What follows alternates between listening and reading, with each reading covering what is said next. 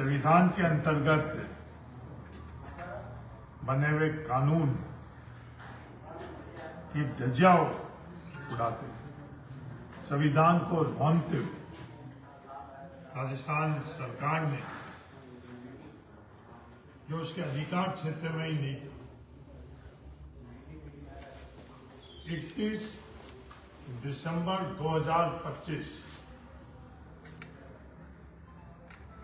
के बाद में देश में कोई भी राजस्व इकाई का सर्जन नहीं हो सकता, चाहे वह राजस्व गांव हो, तहसील हो, जिला हो, राज्य हो। तो राजस्थान सरकार में बैठे हुए लोग उन्हें संविधान को कुचला, नियमों को और कानून को कुचला और गैर कानूनी ढंग से, गैर संवैधानिक ढंग से उन्होंने 2 तारीख को एक तुगलकी फैसला किया, जिसके अंतर्गत जब पूरे राजस्थान में पंचायती राज का पुनर्गठन हो रहा था, तो इकलौता बाड़मेर जिला किस मकसद से पूरे राजस्थान में एक जिला, एक जिले में ही कुछ तहसीलों में, और तहसीलों का गठन भी उसी दिन बैकडेट में किया गया और पूर्ण सीमांकन का आदेश दिया। उस पूर्ण सीमांकन के आदेश के बाद आज केविट लगा देना, राजस्थान सरकार को आगाह करना चाहता हूं। ये केविट आप न्यायालय में लगा सकते हो, कानून तौर के ऊपर आप अपने खुद की कानून ताकत से लड़ाई लड़ सकते हो, पर जनता के दिलों के ऊपर कोई केविट नहीं लगती। जनता सब जानती है, कोई भी बाड़मेर की जनता के पास आकर ये कह दे कि ये 31 तारीख को कानूनन तौर पर जो दिन तारीख तय थी, उस दिन ही ये फैसला हुआ। सबसे पहले तो फैसला करने का जो अधिकार था वो राजस्थान सरकार के पास भी नहीं था। कोई भी आकर ये राजस्थान के अंदर, बाड़मेर के अंदर आकर बता दे, किसी मंदिर मस्जिद में जाकर बता दे। दूसरा कि जो फैसला किया है, क्या ये न्याय संगत है? एक तहसील से बाइतू और गिड़ा बना, पंचायत समिति गिड़ा बनी और तहसील गिड़ा बनी। जब मैं लोकसभा का सदस्य था और हिमाराम जी चौधरी साहब राजस्व मंत्री थे, उस समय गिड़ा तहसील का सर्जन था। गिड़ा के लोगों की भावनाओं के अनुरूप वो गिड़ा तहसील बनी। किस मकसद से गिड़ा तहसील को बाइतू तहसील से अलग कर एक को एक जिले में, दूसरे को दूसरे जिले।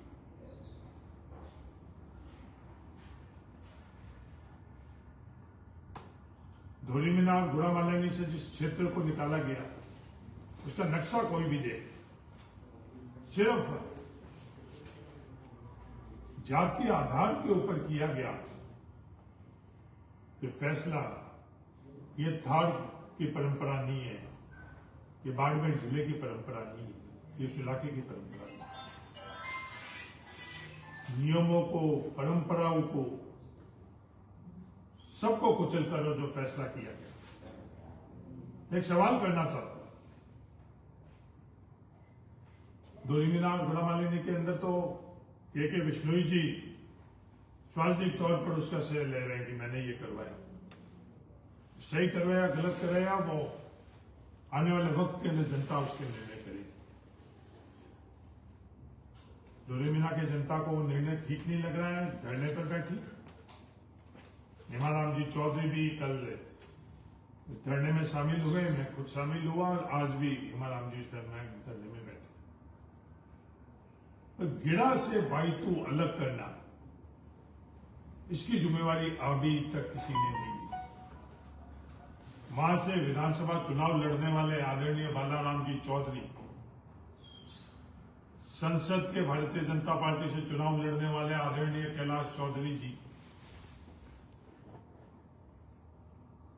छोटे से छोटा कार्य, चाहे वो पहले की सरकार में क्यों नहीं हुआ है, किसी ने स्वीकृत क्यों नहीं करवाया, उसके श्रेय लेने के लिए सार्वजनिक मंचों से, सोशल मीडिया से, उद्घाटनों से वो अपनी बात जनता के बीच में रखते हैं। पर 2 दिन हो गए हैं, किसी ने ये किस मकसद और मंशा से ये किया गया। कहने वाले तो ये भी कहते हैं, आप फोन कर भी मुझे कहा, कुछ लोग मेरे पास आए थे संसद में लोकसभा के चुनाव के अंदर कि आप दूसरे लोग की तरह धीमे पड़ जाओ। मैंने कहा नहीं, बोला नहीं तो आपको कीमत चुकानी पड़ेगी। कुछ फैसले होते ही उन्होंने वापस मुझे फोन से कहा, तो वो भूल गए। मैं हरीश चौधरी वही हूं, मेरे पारिवारिक पृष्ठभूमि में कोई वाद पंच भी नहीं, आज भी मेरे परिवार में कोई राजनीति नहीं है, और मैं इन फैसलों से कभी भी विचलित नहीं होने वाला, डरने वाला नहीं हूं, दबने वाला नहीं हूं, झुकने वाला नहीं। मेरा ये राजनीतिक सफर किसी ताकत से नहीं, लोगों की ताकत से ही शुरू हुआ, और आज भी इस सफर को यहां जहां तक मैं पहुंचा हूं वो लोगों की ताकत से ही पहुंचा। दबाने वाले ने बहुत दबाया, हदें भी पार की, सबने, चाहे मेरी खुद की सरकार क्यों भी थी, तभी प्रयास किए। राजस्थान में बहुत कम उदाहरण होंगे जो खुद की सरकार के अंदर सीबीआई के अंदर केस रेफर किया गया। राजस्थान में बहुत कम ऐसे उदाहरण होंगे, 1 दफे नहीं, 2 दफे नहीं, 3 दफे नहीं, 4 दफे सीबीआई की जांच हुई होगी। उनसे डरा और दबा नहीं, मैं सिर्फ और सिर्फ अपने लोगों से डरता हूं और अपने लोगों से डरता हूं। उनकी ये सोच की बाइतू हरीश चौधरी का नहीं है, हरीश चौधरी बाइतू का है, और बाइतू सबका। बाइतू के टुकड़े करने से आप किसी के टुकड़े नहीं कर सकते। बाइतू के टुकड़े के पीछे जो भी आपकी मंशा है वो आपकी कभी सफल नहीं होगी। ये बाड़मेर जैसलमेर है, ये जोधपुर संभाग है, ये जयपुर में बैठे हुए लोगों ने ये फैसला किया, वो ये नहीं जानते।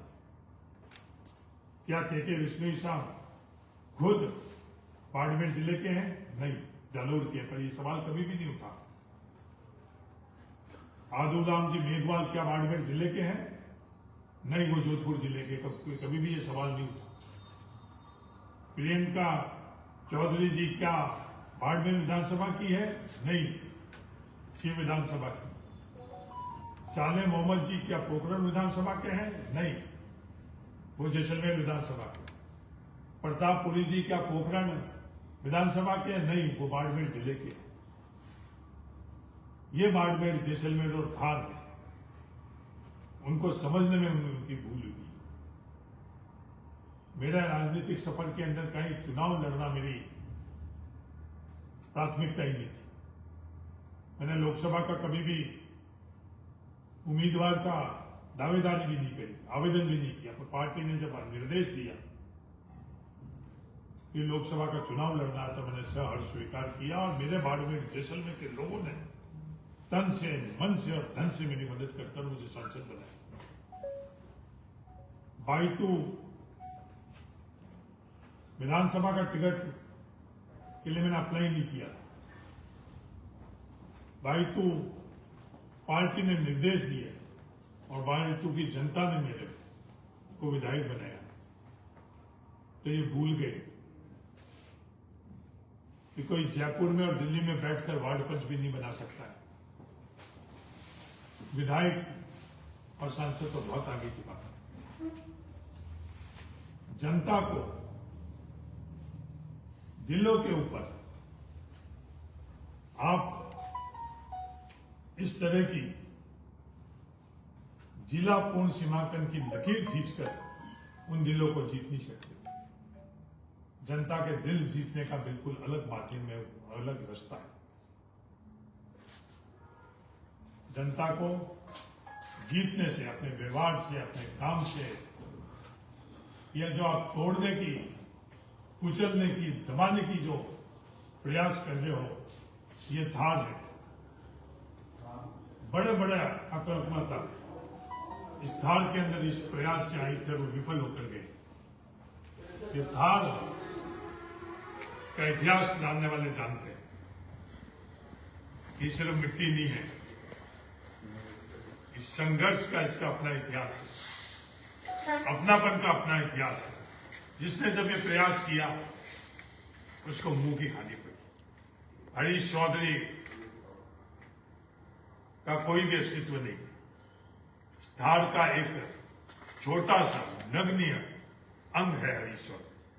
आज हरीश चौधरी है, चंद सालों बाद हरीश चौधरी नहीं रहेगा। ये हजारों साल, लाखों साल से थार था और हजारों लाखों साल तक आगे थार रहेगा। कई पीढ़ियों से संघर्ष से ये थार बना है। यहाँ की परंपरा है, संस्कार है, अपना, और आगे भी भविष्य में कई पीढ़ियों तक ये जाएगा। हम लोग जो थार में आए हैं, मैं बाड़मेर जिले की बात करता हूं, हम लोग सब बाहर से आएंगे। 36 कौम, हर धर्म में, मेरी बात कर रहा हूं। मैं बीकानेर से, मेरा परिवार आया हुआ है। बीकानेर से जोधपुर होता हुआ हम लोग यहाँ आए हैं। किसी भी जाति और धर्म के लोग, पर ये थार है, थार की अपनायत है कि आपस में कभी भी इस तरह की सोच हम लोगों ने नहीं रखी। हम लोगों के यहाँ कहावत है, परिवार बाद में और पड़ोसी पहले। ये थार की संस्कार है, ये थार की परंपरा है।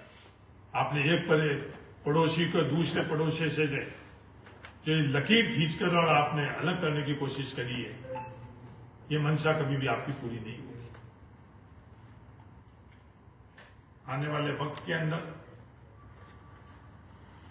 जिस प्रकार से आपने, राजस्थान सरकार ने पंचायत पुनर्गठन, वार्डों का पुनर्गठन, जिला परिषद के वार्डों का पुनर्गठन किया है, यहां की जनता जवाब दी। किस तरह के कृत्य किए? एक दलित गांव देदूसर, जो आपके खुद के नोटिफिकेशन से बना हुआ, उसको आपने किस व्यक्ति के परिवार के नाम से, मैं नाम भी नहीं लेना चाहता हूं, भजनलाल जी, आप हमारे मुख्यमंत्री हो, आप पता कर लो क्या किस तरह का संदेश आप समाज में देना चाहते हो। ग्राम पंचायत का मुख्यालय का आधार किस मकसद से, किस संदेश देने के नाते आपने इस तरह का, मैं एक उदाहरण दिया, इस तरह के उदाहरण कई हैं। यहां तो आपके पास सही सूचना नहीं आ रही है। आपने जिनके भरोसे इस थार को सौंपा है, वो इस तरह के कृत्य कर रहे हैं कि आने वाली पीढ़ियां माफ नहीं करेगी। और अगर आपके पास सूचना पहुंची है तो मुझे बड़ा दुख होता है कि मेरे को इस तरह के मुख्यमंत्री मिले। कि मुख्यमंत्री पूरे प्रदेश के होते, किसी एक राजनीतिक दल के नहीं होते। धोरीमीना के लोग धरने पर बैठे हैं और ये लड़ाई जो है देश के लिए नई बहस आरएसएस के मुखिया ने छेड़ी कि सत्य और शक्ति के अंदर, ये देश में शक्ति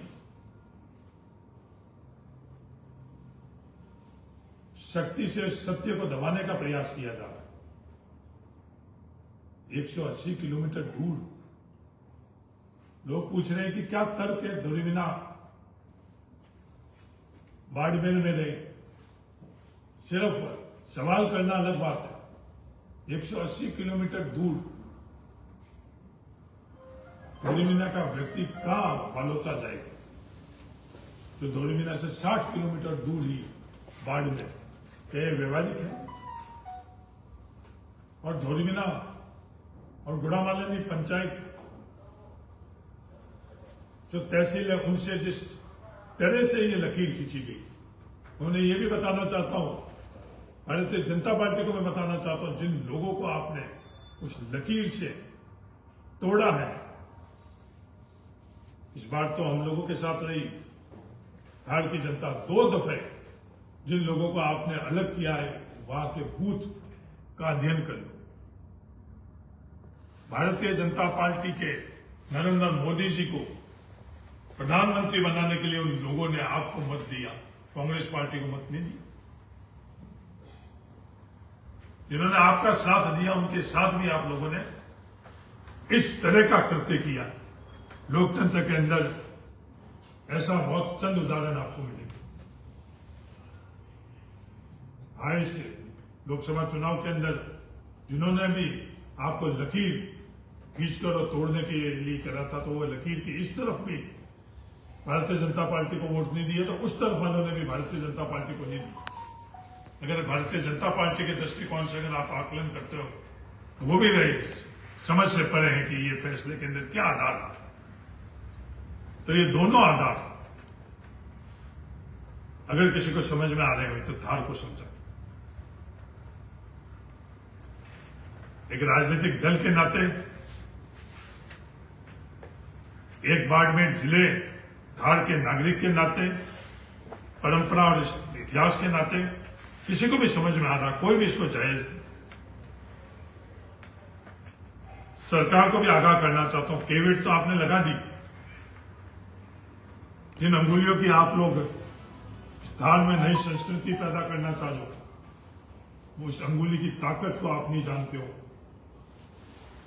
हर नागरिक को, पात्रधारक नागरिक जब मतदाता बन जाता है, तो वो अंगुली जब वोटर मशीन के ऊपर, वोट मशीन के ऊपर दबती है, वो ही अंगुली इस लोकतंत्र के अंदर काम में आती है। उसके अलावा अंगुली का उपयोग किसी भी तरह से आप कर लो, वो अंगुली का कोई मायने नहीं।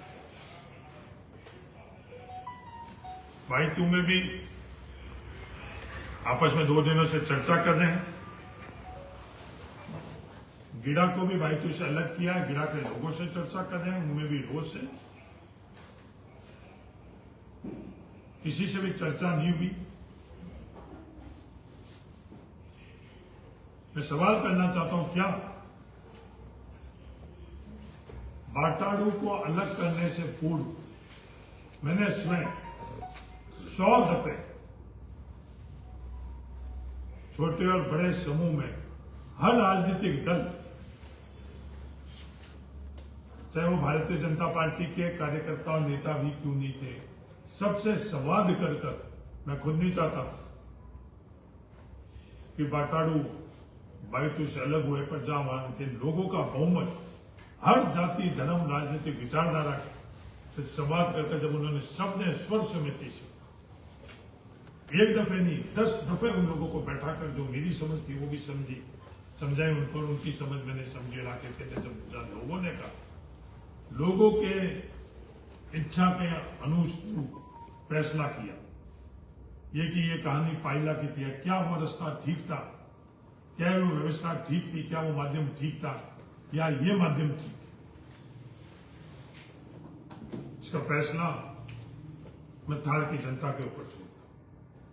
मुझे विश्वास है धार अपनी अपनायत से ही, ये अगर इन लोगों की सोच ये है कि आने वाले समय के अंदर विधानसभा और लोकसभा के पूर्ण सीमांकन होंगे, अगर कोई विधायक ये सोच रहा है कि मैं दूधवा उप तहसील को गिड़ा में डाल दूंगा और मैं विधायक बन जाऊंगा, तो मदन प्रजापत एक सिर्फ प्रजापत जाति से विधायक नहीं बने। 36 जाति का मदन प्रजापत को सहयोग था, और मदन प्रजापत को कांग्रेस के उम्मीदवार के तौर पर अगर कांग्रेस के उम्मीदवार बनाएगी तो 36 फॉर्म के मत से वो विधायक बनेगा। तो इस तरह से आप एक जाति को दूसरी जाति से अलग कर करो, अगर आपकी सोच है तो धार इसका जवाब देगा। ये जाति की जो सोच रखकर आप इस तरह का फैसला कर रहे हो, ये धार के अंदर कभी भी नहीं हुआ। इससे पहले भी विधानसभा के पूर्ण गठन हो गए, तो कभी भी इस तरह का इतिहास आज तक इस धार में नहीं रहा। ये वही धार है जो पंडित देवदत्त तिवारी जी उत्तर प्रदेश से, जो उनके सिर्फ परिवार के 3 सदस्य यहाँ आए, उनको भी विधायक बनाकर भेजा। जिस सोच से, जिस रास्ते से आप यहाँ आ रहे हो, उसका जवाब थार आने वाले समय में देगा। और मेरी तो आप चिंता ही नहीं करो। मेरे राजनीतिक सफर के अंदर चुनाव इकलौता माध्यम नहीं, और जनता जहां से मुझे कहेगी चुनाव लड़ने के लिए, तो मैं इतना हौसला रखता हूं कि वहां से चुनाव लड़ूंगा। जनता चाहेगी, पार्टी चाहेगी, कुछ भी आप इस तरह का करते करते प्रयास कर लो। ये थार पूरा मेरा था, मेरा है और मेरा रहेगा। अभी नहीं, पीढ़ियों तक इस थार का रहने। एक विधायक के नाते, मंत्री के नाते मैं सिर्फ भाई तो विधानसभा तक का नहीं, कोई नहीं, क्योंकि मेरा एहसान है। अगर आप बाइतू को और गिरा को अलग करते हो, सोच रहे हो कि हरीश चौधरी को 2 टुकड़ों में कर दोगे, नहीं। हरीश चौधरी 2 टुकड़ों के अंदर कभी भी नहीं हुआ। विधायक के नाते भी हरीश चौधरी ने थार को कभी भी अलग दृष्टिकोण से नहीं देखा। थार मेरा परिवार था, थार मेरा परिवार है। और बाइतू को तोड़कर आप बाइतू का अस्तित्व खत्म नहीं करोगे। बाइतू का अस्तित्व खत्म करने का प्रयास करोगे तो कई बाइतू आने वाले समय के अंदर होंगे। एक बाइतू को आप कुचलना चाह रहे हो, एक बाइतू का अस्तित्व खत्म करना चाह रहे हो, तो एक बाइतू की जगह कई बाइतू देखने को मिलेगा। ये मैं आने वाले समय का आकलन कर जितना मैं थार को समझ रहा हूं, वो मैं आपको आज बता रहा हूं, आगाह कर रहा हूं। तो K8 की जगह जो बैकडेट के अंदर आपने ये फैसला किया, उसको आप बचाने की जगह स्वीकार करो, माफी मांगो और उसको रद्द करो। धन्यवाद। क्या